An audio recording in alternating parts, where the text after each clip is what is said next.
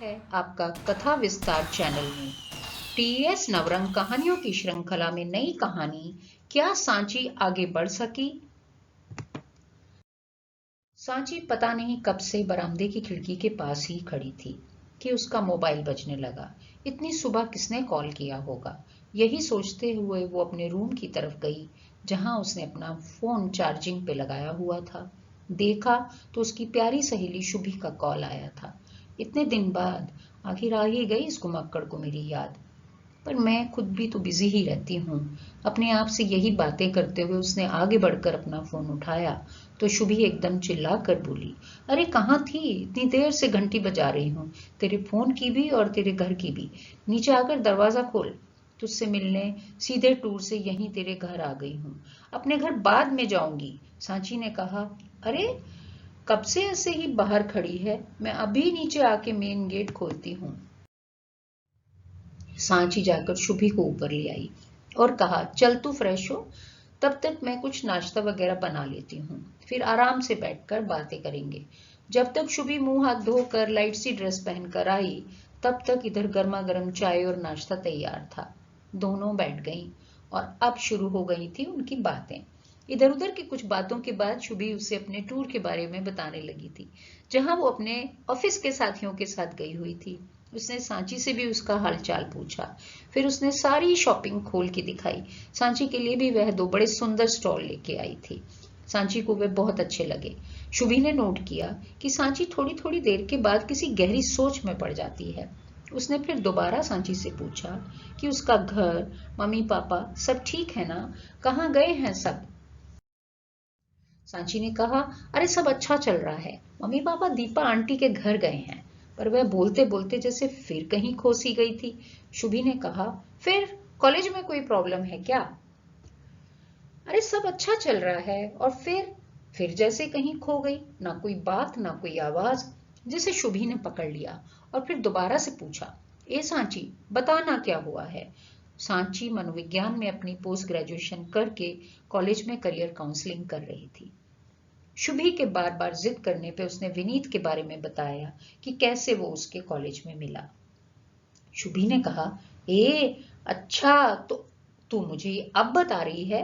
सांची ने कहा, सुन तो, मुझे कुछ इतना सीरियस लगा ही नहीं था बताने जैसा, पर हाँ अब बात सीरियस हो गई है।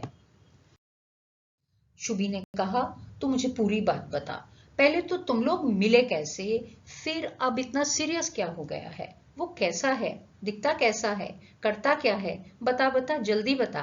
शुभी का इतना उतावलापन देख सांची ने कहा, अरे सांस तो ले, आराम से, अभी बताती हूँ। तो सांची ने बताना शुरू किया, मैं अपने कॉलेज के स्टाफ कैंटीन में विनीत से मिली थी। एक दिन जब मैं काउंटर से अपना कूपन लेकर पीछे मुड़ी ही थी, एकदम सामने विनीत खड़ा था। दोनों की आंखें मिली सिर्फ एक पल के लिए और वहीं शायद कोई रिश्ता बन गया था हम दोनों के बीच। अरे वाह, कहकर शुभी ने चटकारा लिया और बोली, जल्दी बता आगे क्या हुआ। हाँ सुन, आगे वहां से हट के अपने नाश्ते की ट्रे लेने मैं दूसरे काउंटर पे चली गई और फिर ट्रे लेकर खिड़की के पास वाली टेबल पर बैठ गई थी। खिड़की से बाहर देखते हुए अपना नाश्ता खाते हुए कुछ सोच रही थी कि अचानक आवाज आई, can I sit with you. मैंने हाँ में सिर हिलाया तो विनीत सामने वाली चेयर पे बैठ गया। उसने अपना परिचय दिया कि उसने कल ही यहाँ एक प्रोजेक्ट में ज्वाइन किया है। कौन से प्रोजेक्ट में मैंने पूछा तो उसने बताया कि एक ऑडिटोरियम बनाया जाएगा उस कॉम्प्लेक्स में, और फिर उसने अपने बारे में बताया कि वो एक आर्किटेक्ट है जो उसकी प्लानिंग और डिजाइन पे काम करेगा। उसने मुझसे पूछा कि मैं यहाँ क्या काम करती हूँ, तो मैंने उससे अपने बारे में बताया। विनीत कैंटीन में कॉफी पीने आया था और मैं आई थी नाश्ता करने। दोनों ने कुछ देर तक बात की और फिर चले गए अपने अपने डिपार्टमेंट में। परंतु उस दिन के बाद अब वो सिलसिला शुरू हो गया। हम रोज ही कैंटीन में आते, कभी मैं पहले आ जाती और कभी विनीत, पर चाय नाश्ता एक साथ करते और वापस अपनी अपनी सीट पे आकर अपना काम करते। फिर दोनों में से अगर कोई फ्री नहीं होता तो फोन कर देता कि आज वो नहीं आ रहा है। उस दिन दूसरे का मन नहीं लगता। हमको एक दूसरे की आदत सी हो गई थी। फिर एक दिन सांची चुप। बता। हाँ, विनीत ने मुझसे कहा कि उसे लगता है कि उसको मुझसे प्यार हो गया है। ओह, शुभी ने उसको छेड़ा। सुनना, विनीत ने बताया, एक दिन भी मुझसे नहीं मिलता तो उसे बहुत सोना सा लगता है, मन बेचैन हो जाता है। शायद यही हाल मेरा अपना भी था, इसीलिए मैं चुपचाप उसकी बात सुनती रही। थोड़ी देर के लिए हम दोनों में एक खामोशी सी पसर गई। फिर विनीत ने चुप्पी तोड़ी और कहा, सांची कुछ बोलो ना। अगर तुम्हें मेरी बात बुरी लगी तो मुझे बताओ। मैं तुम्हारा साथ खोना नहीं चाहता। प्यार ना सही पर खामोश मत हो जाओ। मैं जैसे कुछ और उलझ गई। मैंने उसे बताया कि मुझे भी तुम्हारे साथ रहना, बातें करना बहुत अच्छा लगता है, पर उससे ज्यादा अभी मुझे पता नहीं है यह महज आकर्षण है या सचमुच प्यार है। यह सुनकर विनीत बोला, चलो थोड़ा और वक्त लेते हैं जिससे कि समझ पाए। यह कहकर हम दोनों अपनी अपनी सीट्स पर आ गए। वापस आकर मन में अजीब सी उधेड़-बुन लगी हुई थी। काम में भी मन नहीं लग रहा था। काम का प्रेशर भी दोनों के ही ऊपर था। विनीत को जल्दी से जल्दी ऑडिटोरियम का पूरा प्लान अपनी कंपनी को सबमिट करना था। मुझे भी 100 बच्चों का डाटा कलेक्ट करना था कि वो अपनी आने वाली जिंदगी में क्या करना चाहते हैं। उसका उद्देश्य था यह जानना कि कितने स्टूडेंट्स यह जानते हैं कि आगे चलकर उनको कौन से विषय पढ़ने चाहिए कि वो अपनी पढ़ाई को अपने काम के साथ जोड़कर आगे बढ़ सकें। दोनों पूरी मेहनत से अपने काम में जुट जाना चाहते थे, परंतु वो खुद ही अपने काम के बीच में आ गए थे। सांची ने मन ही मन सोचा, दोनों बातों में तो मशगूल हो गई हैं और पूरी तरह से उसी में डूबी भी रहना चाहती हैं। लंच का टाइम भी होने वाला है। उसकी अपनी तो आजकल भूख ही कम हो गई है, पर शुभी को तो भूख लगी होगी। एक दूसरे से इतने दिनों के बाद मिली थी तो अपने काम को, अपने समय को किचन में नहीं बिताकर बस बातों में जुटी रहना चाहती थी। उसने पूछा, ए शुभी, तुझे भूख लगी होगी, बता क्या खाने का मन है, ऑर्डर करके मंगा लेते हैं, आने में भी टाइम लगेगा। फिर आपस में तय करके सांची ने एक ऐप से दोपहर के खाने का ऑर्डर कर दिया था। शुभी बोली, चलो अब खाना तो आ ही जाएगा, अब तू आगे बता। हाँ, तो सांची ने बताया कि हम दोनों में एक बात जो बहुत अच्छी चल रही थी कि दोनों एक दूसरे की बातों को अच्छी तरह समझने लगे थे, मिलना भी चाहते थे, मन भी शांत नहीं था और सोचते रहते कि आगे क्या होगा। अब क्योंकि काम में भी पूरी तरह मन नहीं लग रहा था और अपने दोनों के बारे में भी कोई क्लैरिटी नहीं आ रही थी, अजीब सी हालत थी। उधर काम का प्रेशर भी बढ़ रहा था। कुछ दिन तक मैं विनीत से मिली भी नहीं, फोन भी नहीं, कुछ भी नहीं, पर मन उसी में जैसे अटक सा गया था। इतना काम करते हुए भी मन बार बार उसके बारे में ही सोचने पर मजबूर हो जाता था। उसके बिना मुझे भी कुछ भी अच्छा नहीं लग रहा था। मैं बिजी भी थी और समझ भी नहीं पा रही थी। विनीत शायद मेरी तरफ से फोन भी नहीं होने से चुप सा हो गया था। कॉरिडोर में आते जाते कभी मुझे मिलता तो बस हेलो तक सिमट के रह गए थे हम दोनों। जिंदगी में जैसे कुछ बड़ी सी कमी आ गई थी। फिर एक दिन विनीत ने कहा, अगले महीने वो वापस जा रहा है। उसका काम लगभग कंप्लीट हो चुका था। इस बार मैंने उसको कहा, चलो कैंटीन में चल के कॉफी पीते हैं, वहीं बात करेंगे। विनीत के चेहरे पर एक खुशी की लहर आई और फिर चली गई, पर वो मेरे साथ साथ कैंटीन तक आ गया। मगर वो ज्यादा बात नहीं कर रहा था। मुझे लगा कि अब मैं उसको अपना हाल भी बता दूं।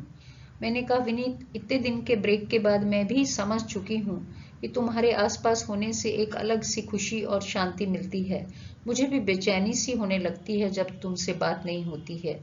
अगर ये प्यार है तो शायद मैं भी। इतना सुनते ही विनीश खुशी से बीच में ही बोल उठा, अब तो फिर हम रोज आएंगे ना एक साथ। हाँ हाँ, मैंने कहा, और फिर एक बार वो सिलसिला दोबारा शुरू हो गया। आने वाला एक महीना तो जैसे हवा में उड़ गया और विनीत वापस अपनी कंपनी में चला गया।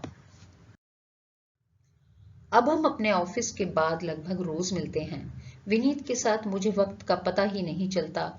इतना हंसाता है, उसके आते ही जैसे चारों तरफ हर छोटी से छोटी चीज में इंटरेस्ट लेता है। कभी कॉलेज की कोई प्रॉब्लम हो तो हल करने में भरसक हेल्प करता है।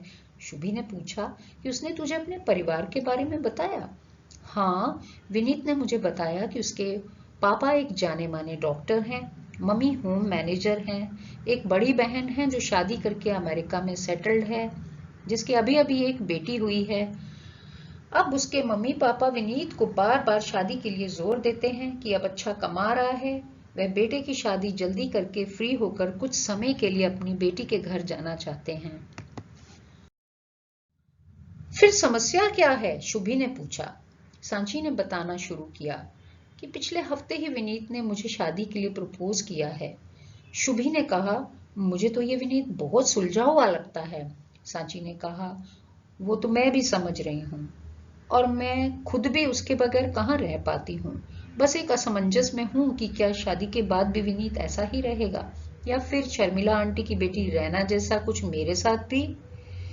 शुभी ने टोका, तो समस्या यह है रैना, ये रैना को फिर ले आई बीच में तू। तब सांची ने कहा, मुझे लगता है विनीत और मेरे बीच में फिर एक बार गहरे काले बादल आ गए हैं। एक बार फिर दोबारा से मैं उसके साथ उतना घुल मिल नहीं पा रही हूँ जिसको वह भी नोटिस करता है और मुझे सहज करने की हर कोशिश करता है। देख शुभी, अभी मेरा मन किसी पे इतना विश्वास नहीं करता है। तू तो जानती है ना, रैना के साथ जब से ये सब हुआ है, वो और उनका पूरा परिवार अब तक इस सब के बाहर नहीं आया है। अब शुभी थोड़ा सख्ते में आ गई और बोली, तू ऐसा क्यों सोच रही है? जरूरी नहीं जो उसके साथ हुआ वो तेरे साथ भी होगा। देख सांची, जब तुझे नील मिला तेरे कॉलेज में, जो इतना अच्छा लड़का था, तब भी तू बीच में शर्मिला आंटी की बेटी की बात लेकर बैठ गई। तेरे मम्मी पापा किसी लड़के के बारे में बात करें तब भी तू यही सब सोचती है। पिछली बार जब मैं तेरे घर पे आई तो आंटी ने बताया कि इतना अच्छा रिश्ता आया था अनिल के मम्मी पापा की तरफ से, तब भी तू नहीं मानी।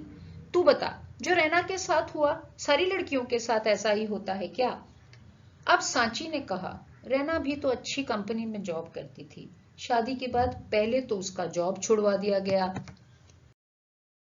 शुरू शुरू में कुछ दिन तक चलता रहा, फिर उसकी सास उसको हर तरह से दबाने लगी। सारा दिन उसे घर के कामों में लगा दिया गया। सार्थक तो अपनी माँ को कुछ कह ही नहीं पाता था, उल्टे माँ के उसकी शिकायत करने पर रैना पे हाथ तक उठा देता था। शर्मिला आंटी को जब पता चला तो वह उल्टे रैना को ही समझाती कि प्यार से सबका दिल जीतने की कोशिश करो।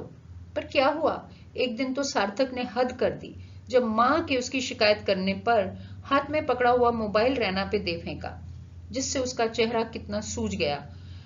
उसके बाद वह एक पल के लिए भी वहां नहीं रुकी और टैक्सी लेकर अपने घर वापस चली आई। सांची, मुझे ये सब पहले से पता है, कितनी बार बात हो चुकी है। शुभी, रैना की शादी पे सब कितने खुश थे, रैना भी कितनी खुश थी और हर समय हंसी टिटोली करती रहती थी। अब वो किसी से बात तक नहीं कर पाती। खाना पीना भी अब तक ठीक नहीं हुआ है, हमेशा गुमसुम सी रहती है। डिप्रेशन की दवाइयां चल रही हैं 100 अलग। शर्मिला आंटी के घर से जैसे खुशियां चली सी गई हैं। पहले तो सार्थक भी अच्छा ही लगा था। शुभी ने कहा, अरे भाई, एक सार्थक ऐसा निकला तो जो माँ बाप के साथ मिलकर जरा जरा सी बात पर शादी के बाद उस पे हाथ तक उठा देता था, अब 2 साल से रैना घर वापस आकर रह रही है, फिर भी इतना डर गई है कि कुछ करने की हिम्मत ही छोड़ चुकी है। देख सांची, रैना के साथ गलत हुआ मैं मानती हूँ, पर उससे ज्यादा गलत तो खुद अपने साथ कर रही है। 2 साल बीतने को आ रहे हैं इस बात को, और वो है कि इस अब तक सार्थक की गलत बातों, उसकी बुरी यादों को मन पे लगाए बैठी है। ये क्या सही है? वह उस पर विश्वास नहीं करती है, ये तो सही है। उस तरफ से भी अब सब खत्म हो गया है, पर क्या उसे आगे नहीं बढ़ना चाहिए? सार्थक क्या दुनिया का आखिरी इंसान है, या सब सार्थक जैसे होते हैं? तू तो खुद मनोविज्ञान पढ़ी हुई है, बजाय रैना की हेल्प कर तू तो खुद भी उसी धारा में बह रही है। क्या यह सही है? क्या हमारे अपने प्रति यही जिम्मेदारी है कि कहीं भी बह चलें? सुन और समझ, रैना को भी जिंदगी में आगे बढ़ना पड़ेगा, और हम सबको भी। थोड़ी तो बड़ी हूं ना तुझसे, और घर में दीदी के हालात देखे हैं, इसीलिए तुझे समझा रही हूं। मेरी दीदी को देख, आज वो कितनी खुश है अपनी बेटी और अपने दूसरे पति के साथ। पहली बार में मेरी दीदी के साथ भी तो कुछ अच्छा तो नहीं रहा, वह तो घर वापस आ गई तो पापा ने उनको आते ही एक दिन भी घर पे खाली नहीं बैठने दिया। घर पर ही दीदी के डांस क्लासेस शुरू करवाए और आज वो अपना तीसरा डांस स्कूल शुरू कर चुकी हैं। दोबारा शादी करके एक बेटी की मम्मी बन चुकी हैं। तेरे मम्मी पापा को भी अच्छा लगेगा कि अब तू अपनी शादी को लेकर पॉजिटिव हो गई है। हाँ शुभी, वह तो जल्दी में है और मुझसे बार बार पूछते हैं कि अगर तेरे मन में कोई है तो बता। उस लेवल पे तो कोई प्रॉब्लम नहीं है, तो फिर देर किस बात की? भाई मैं तो खुद ही जल्दी ही अमन से शादी करके सेटल हो जाने वाली हूँ। अमन की बात पे सांची ने पूछा। हाँ बता, अमन कब आ रहा है अमेरिका से? अगले महीने उसका 1 साल पूरा हो जाएगा। उसकी कंपनी शायद कुछ महीने का टाइम और बढ़ा दे, पर अभी पक्का नहीं है। अगर बढ़ाया तो मैं एक बार अमेरिका का टूर लगाऊंगी अपने ऑफिस से 15 दिन की छुट्टी लेकर। शुभी की बातें सुनकर सांची में जैसे कुछ बदलने लगा, जैसे एक नई ऊर्जा का संचार होने लगा। सांची बोली, देख शुभी, मन तो मेरा भी करता है कि लाइफ में आगे बढ़ूं, पर फिर डर।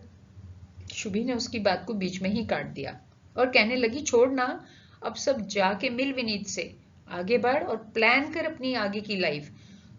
थोड़ा और टाइम साथ बिता, उसके बारे में और जान। तभी घंटी बजी, शायद खाना आ गया था। सांची दरवाजे की तरफ जाते हुए यही सोच रही थी कि हाँ सही तो कह रही है शुभी, कब तक कोई भी अपने या किसी के बुरे अतीत के साथ रह सकता है? और क्यों रहे, आगे बढ़ना ही जिंदगी है और अपनी तरफ आती हुई खुशियों को गले लगाना चाहिए, क्योंकि ऐसे मौके भी बार बार नहीं मिलते हैं। उसने दरवाजा खोल के खाना ले लिया और अपने फोन से वहीं पेमेंट कर दिया। अंदर आते हुए अब सांची अपने को बहुत हल्का महसूस कर रही थी। दोनों को भूख भी लग चुकी थी। सांची किचन से प्लेट लेकर ही आई, क्योंकि अब वो पूरे मन से अपनी सहेली के साथ बैठकर गरम गरम खाने का मजा लेना चाहती थी। आज बहुत दिन के बाद अपना सब कुछ अपनी प्यारी सहेली से बांटने के बाद उसको सचमुच जोरों से भूख लगी थी। दोनों ने मिलकर खाने को खूब एंजॉय किया। बीच बीच में अमन और विनीत के बारे में चुगलबाजी चलती रही। हवा में जैसे एक अजीब सी सुगंध घुल गई थी। खाना खाने के बाद अब दोनों को नींद सी आने लगी थी। दोनों जाके लुढ़क गई बेड पे। उनींदी सी शुभी ने कहा, मुझे जगा देना शाम को, मुझे कोमल बुआ के घर जाना है और फिर सुबह अपने ठिकाने पर। सांची भी नींद में हूं कहकर दोबारा सो गई। शाम को उठकर दोनों ने एक साथ चाय पी। शुभी ने कोमल बुआ के घर तक कैब हायर की। थोड़ी देर में वह बुआ के घर के लिए निकल गई। सांची सोच रही थी, शुभी भी कमाल की है, पूरी पॉजिटिव, फुल मजे में जीती है। अब उसे भी आने वाले कल में विनीत से मिलने की भी जल्दी थी। आखिर उसे भी अपने हिस्से की खुशियों को हासिल करने के लिए पॉजिटिव सोच रखनी होगी। अब वो विनीत के बारे में और सब कुछ जान लेना चाहती थी। उसको लेकर बिल्कुल भी किसी नतीजे पर जल्दी भी नहीं पहुंचना चाहती थी, पर हाँ, उसने अपने दिल के दरवाजे उसके लिए खोल दिए थे, इस उम्मीद के साथ कि उसके साथ सब अच्छा होगा। उसने विनीत को अपना जीवन साथी बनाने के लिए अगला कदम रख दिया। उससे मिलेगी तो कल, पर फोन पे उसको कॉल करने लगी। आज वो विनीत से बात करते हुए गहरे आत्मविश्वास से भरी हुई थी। विनीत ने भी उस तरफ से पूछा, सांची क्या बात है?